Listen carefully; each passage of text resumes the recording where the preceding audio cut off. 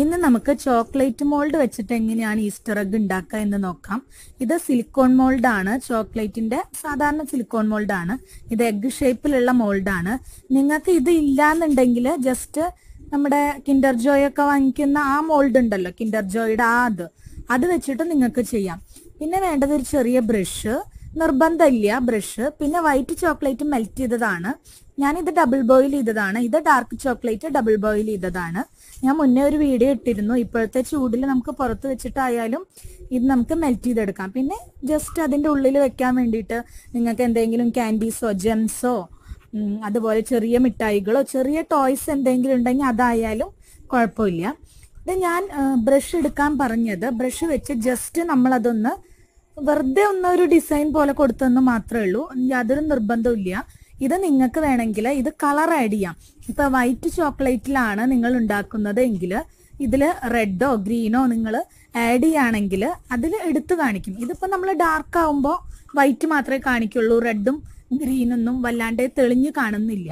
അതുകൊണ്ട് ഞാൻ ജസ്റ്റ് കാണിക്കാൻ വേണ്ടി മാത്രം ഒന്ന് വരച്ചെന്നേ ഉള്ളൂ.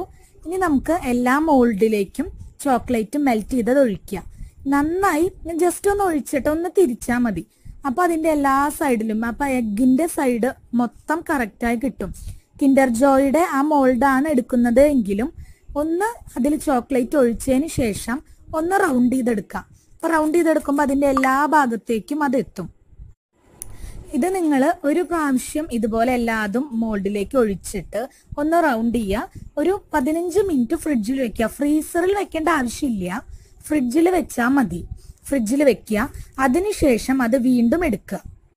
ഫ്രിഡ്ജിൽ വെച്ചതിന് ശേഷം എടുക്കുക. ഒരു 3 തവണയെങ്കിലും നിങ്ങൾ ഇതേ സെയിം പ്രൊസീജിയർ ചെയ്തുകൊണ്ടിരിക്കണം. ഒരു പ്രാവശ്യം ഇതിൻ്റെ ഉള്ളിൽ ഈ മോൾഡിലേക്ക് ചോക്ലേറ്റ് ഒഴിക്കുക. അത് കഴിഞ്ഞൊരു 15 മിനിറ്റോ അല്ലെങ്കിൽ 10 മിനിറ്റോ ഫ്രിഡ്ജിൽ വെക്കുക. വീണ്ടും അത് പുറത്തേക്ക് എടുക്കുക. വീണ്ടും ചോക്ലേറ്റ് ഒഴിക്കുക.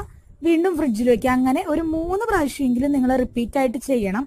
എന്നാലേ ആ എഗ്ഗിന്റെ ഷെല്ലിന് കട്ടി ഉണ്ടാവുള്ളൂ, എന്നാലേ നമുക്കത് ഒട്ടിക്കാൻ പറ്റുള്ളൂ. നമ്മൾ ഓരോ തവണയും ചോക്ലേറ്റ് മോൾഡിലേക്ക് ഒഴിച്ചെടുത്തിട്ടുള്ളതാണിത്. പ്രത്യേകം ശ്രദ്ധിക്കേണ്ടത് ഓരോ തവണയും ചോക്ലേറ്റ് മോൾഡിൽ ഒഴിച്ചതിന് ശേഷം നമ്മൾ ഫ്രിഡ്ജിൽ വെക്കും. വീണ്ടും എടുത്ത് വീണ്ടും ചോക്ലേറ്റ് ഒഴിക്കുമ്പോൾ ആ ചോക്ലേറ്റിന് ചൂടുണ്ടാവരുത്. ചൂടുണ്ടെങ്കിൽ അത് വീണ്ടും ഉരുകിപ്പോവും. അതുകൊണ്ട് തണുത്തതായിരിക്കണം ചോക്ലേറ്റ്. അതിനുശേഷം നമ്മൾ മെൽറ്റ് ചെയ്തിട്ടുള്ള ചോക്ലേറ്റ് തന്നെ അതാണ് നമ്മൾ പേസ്റ്റ് ചെയ്യാനായിട്ട് യൂസ് ചെയ്യുന്നത്. അതായത് അതിന്റെ സൈഡിനല്ല, നമ്മൾ ഈ തണുത്തിട്ടുള്ള ചോക്ലേറ്റ് ആണ് ഡബിൾ ബോയിൽ ഇത് മെൽറ്റ് ചെയ്തിട്ടുള്ള ആ ചോക്ലേറ്റ് ആണ് നമ്മൾ ഒരു ഗമ്മിന്റെ പോലെ നമ്മൾ അതോടെ വെക്കുന്നു. അതിനുശേഷം ഉള്ളിലേക്ക് മിഠായി അതുപോലെ തന്നെ ജംസ് ചെറിയ ചെറിയ ടോയ്സ് ഉണ്ടെങ്കിൽ അത് വെച്ചതിന് ശേഷം അടുത്ത അതിന്റെ ആ മുട്ടയുടെ മറ്റ് ആ 2 സൈഡ് ഉണ്ടല്ലോ, ഓരോ പോർഷനായിട്ട് ഇതിലേക്ക് വെച്ച് ജസ്റ്റ് ഒന്ന് പ്രസ് ചെയ്ത് കൊടുത്താൽ മാത്രം മതി. അപ്പൊ നമുക്ക് ശരിക്കും ഒരു എഗ്ഗിന്റെ ഷേപ്പായിട്ട് അത് കിട്ടും. അതിനുശേഷം നിങ്ങൾ ഫ്രിഡ്ജിൽ വെക്കണം. എന്നാലാണ് നമ്മൾ ഇപ്പൊ പേസ്റ്റ് ചെയ്തിട്ടുള്ളത് ഒട്ടി കറക്റ്റ് ആയിട്ട് ഒരു എഗ്ഗിന്റെ ഷേപ്പ് ഉണ്ടാവുകയുള്ളൂ. അല്ലാന്നുണ്ടെങ്കിൽ അത് വിട്ടുപോകും. അപ്പൊ അത് ശ്രദ്ധിക്കുക. അങ്ങനെ ചെയ്തിട്ടുള്ളതാണിത്. ഞാൻ ജസ്റ്റ് തുറന്ന് കാണിച്ചു എന്ന് മാത്രം. ഇതുപോലെ നിങ്ങൾ കുട്ടികൾക്കൊക്കെ ചെയ്തു കൊടുത്ത ഒരു സർപ്രൈസ് ആയിരിക്കും. ഉള്ളിൽ ഗിഫ്റ്റ് ഒക്കെ വെച്ചിട്ട് നിങ്ങൾ ചെയ്തു കൊടുക്കണം. ജസ്റ്റ് ഞാനൊരു എഗ്ഗിന്റെ പോലെ ഉണ്ടാക്കിയിട്ടുള്ളതാണ് ഇത്. ഈ വൈറ്റ് വെച്ചിരിക്കുന്നതാണ്. ജസ്റ്റ് ബ്രഷ് ചെയ്യാൻ പറഞ്ഞില്ലേ ഫസ്റ്റ് തന്നെ, അതാണിത്.